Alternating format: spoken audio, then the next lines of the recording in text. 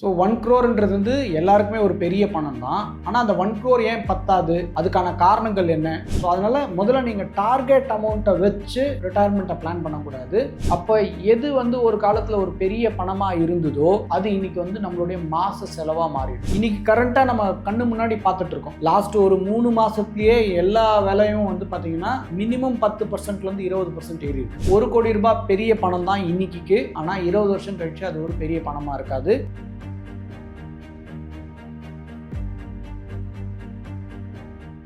உங்களுடைய முதல் 1 கோடி ரூபாவை சேர்க்கறதுக்கான 5 ஸ்டெப் ப்ராசஸை முதல் முறையாக ஃபிசிக்கலாக உங்கள் எல்லாருக்கும் வந்து மீட் பண்ணி சொல்லித்தரத்துக்கு நான் ரெடியாக இருக்கேன். சென்னையில் ஆகஸ்ட் 22ஆம் தேதி அன்றைக்கி அந்த மீட்டிங் நடக்க போகுது. டிஸ்கிரிப்ஷனில் இருக்க லிங்க்கில் கிளிக் பண்ணி உங்களுடைய டீட்டெயில்ஸை கொடுத்தீங்கன்னா எங்கள் டீம் உங்கள் கூட காண்டாக்ட் பண்ணி உங்களுடைய சீட்டை கன்ஃபார்ம் பண்ணுவாங்க. மொத்தம் 50 சீட் தான் இருக்குது. உடனடியாக ரெஜிஸ்டர் பண்ணுங்கள்.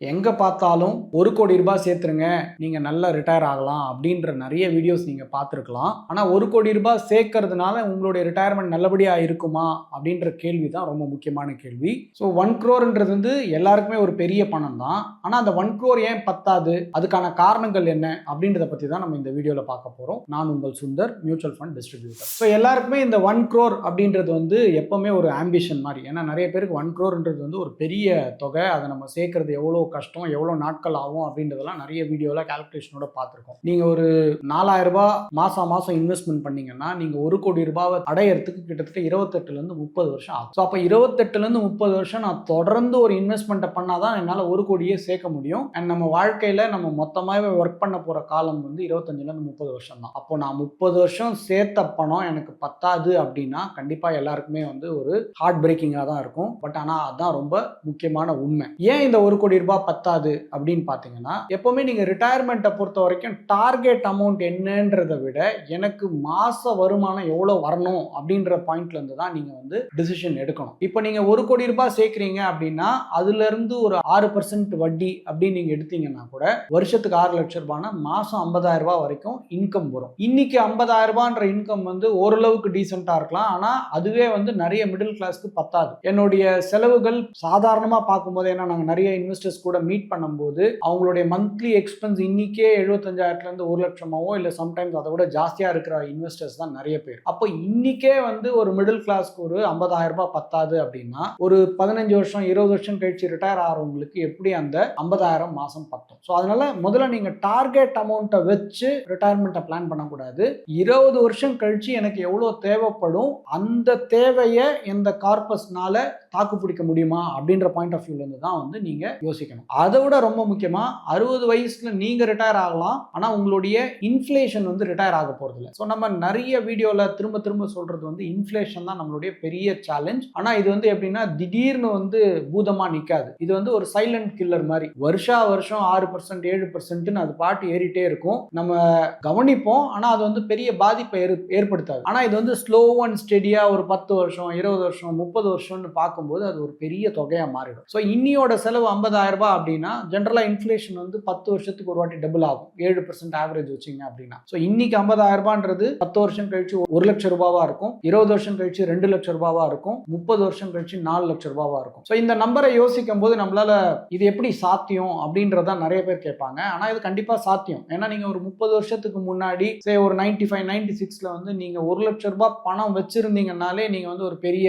ஒரு பணக்காரர் மாதிரி. ஏன்னா அப்பெல்லாம் நம்மள வந்து பெரியவங்க காலில் விழுந்தா வந்து நம்மளுக்கு ஆசீர்வாதம் பண்ணும்போதே லட்சாதிபதி ஆயிடு அப்படின்னு தான் நம்மள வந்து ஆசீர்வாதமே பண்ணுவாங்க. ஆனா இன்னைக்கு நம்ம நிறைய பேருக்கு மாச செலவே 1 லட்சம் ரூபாய். அப்ப எது வந்து ஒரு காலத்துல ஒரு பெரிய பணமா இருந்ததோ அது இன்னைக்கு வந்து நம்மளுடைய மாச செலவா மாறிடும். அப்போ இன்ஃப்ளேஷனோட இம்பாக்ட் வந்து இம்மீடியட்டா தெரியலனாலும் 5 வருஷம் 10 வருஷம் 20 வருஷம்னு பார்க்கும்போது அது வந்து ஒரு பெரிய நம்பரா மாறிடும். அப்ப இன்னைக்கு உங்களுடைய தேவை 50,000 ரூபாய், 20 வருஷம் கழிச்சு நீங்க ரிட்டையர் ஆக போறீங்க அப்படின்னா மாசம் 2 லட்சம் ரூபாய் தேவைன்னா உங்ககிட்ட அட்லீஸ்ட் 4ல இருந்து 6 கோடி ரூபாய் வரைக்கும் பணம் இருந்தாதான் அடுத்த 20-30 வருஷத்துக்கு அது வந்து இன்ஃப்ளேஷன் அட்ஜஸ்டடா வந்து ஒர்க் ஆகிறதுக்கு வாய்ப்பு இருக்கு. ஏன்னா 60 வயசுல உங்களுக்கு 2 லட்சம் ரூபாய் தேவைப்பட்டாலும் உங்களுடைய 70வது வயசுல அந்த 2 லட்சம் ரூபாய் போதாது. இன்ஃபேக்ட் 65 வயசுல அந்த 2 லட்சம் ரூபாய் போதாது. இன்னைக்கு கரண்டா நம்ம கண்ணு முன்னாடி பார்த்துட்டு இருக்கோம். லாஸ்ட் ஒரு 3 மாசத்துலயே எல்லா விலையும் வந்து பாத்தீங்கன்னா மினிமம் 10% 20% ஏறி இருக்கு. ஏன்னா இந்த போர்னால இன்ஃப்ளேஷன்னால இந்த பதட்டத்தினால ஓவராலா எல்லா உலகம் ஃபுல்லா வந்து இன்ஃப்ளேஷன் ஆயிருக்கு. அதுல இந்தியாவுக்கும் வந்து பாத்தீங்கன்னா பாதிப்பு ஏற்பட்டிருக்கு. அப்ப இது எல்லாமே நம்ம பர்சனல் லைஃபோட கனெக்டட் அண்ட் நம்மளுடைய சேமிப்பு நம்மளுடைய கார்பஸோட அது ரிலேட்டட். ஸோ அதனால இன்னைக்கு எனக்கு 1 கோடி ரூபாய் பெரிய நம்பரா இருக்குன்னு நினைச்சு அஃப்கோர்ஸ் அதை சேர்க்கறதே கஷ்டம். பட் நிறைய நேரத்தில் அந்த 1 கோடி எதுக்காக சொல்றாங்க அப்படின்னு பாத்தீங்கன்னா எங்கேயாவது ஒரு இடத்துல உங்களை மோட்டிவேட் பண்ணி அட்லீஸ்ட் ஒரு ரீசனபிள் தொகையாவது சேர்க்கணும் அப்படின்றதுக்காக தான் இந்த 1 கோடி ரூபாய் நம்பரை நிறைய இடத்துல சொல்றாங்க. ஆனா அந்த 1 கோடி ரூபாய் மட்டும் இன்னைக்கு பத்தாது. எப்படி வந்து ஒரு 20-30 வருஷத்துக்கு முன்னாடி 10-20 லட்சம் ரூபாய் வச்சு நம்ம வந்து ரிட்டையர் ஆயிருந்தா ஓரளவுக்கு ரீசனபிளா இருந்திருக்குமோ அந்த மாதிரி இன்னும் 20 வருஷம் கழிச்சு 1 கோடி ரூபாய் ரீசனபிளா கூட இருக்காது. அப்போ உங்களுடைய கால்குலேஷன் எல்லாமே 20 வருஷம் கழிச்சு வரப்போற இன்ஃப்ளேஷனை வச்சு உங்களுக்கு மாசம் எவ்வளவு இன்கம் வேணும்ன்றதை வச்சு தான் நீங்க வந்து ரிட்டையர்மெண்ட் கார்பஸ் சேர்க்கணும். நான் வந்து 1 கோடி ரூபாய் இருக்கு நான் பார்த்துப்பேன், இல்ல 2 கோடி ரூபாய் இருக்கு பார்த்துப்பேன் நம்ம வந்து எடுக்க முடியாது. ஸோ உங்களுடைய செலவுக்கு ஏத்தா மாதிரி உங்களுடைய மாத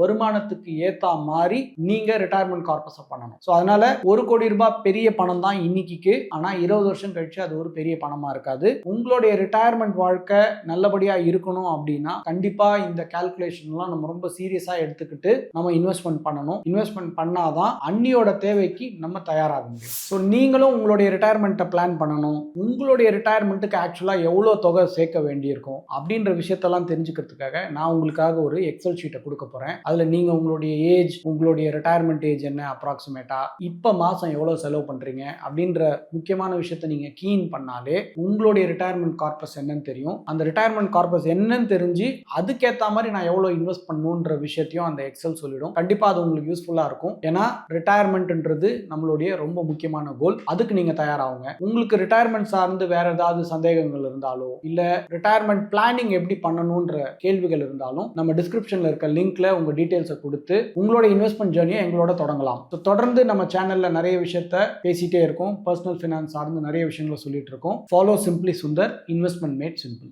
உங்களுடைய முதல் 1 கோடி ரூபாவை சேர்க்கறதுக்கான 5 ஸ்டெப் ப்ராசஸை முதல் முறையாக ஃபிசிக்கலாக உங்கள் எல்லாருக்கும் வந்து மீட் பண்ணி சொல்லித்தரத்துக்கு நான் ரெடியாக இருக்கேன். சென்னையில் ஆகஸ்ட் 22ஆம் தேதி அன்றைக்கி அந்த மீட்டிங் நடக்க போகுது. டிஸ்கிரிப்ஷனில் இருக்க லிங்க்கில் கிளிக் பண்ணி உங்களுடைய டீட்டெயில்ஸை கொடுத்தீங்கன்னா எங்கள் டீம் உங்கள் கூட காண்டாக்ட் பண்ணி உங்களுடைய சீட்டை கன்ஃபார்ம் பண்ணுவாங்க. மொத்தம் 50 சீட் தான் இருக்குது. உடனடியாக ரெஜிஸ்டர் பண்ணுங்கள்.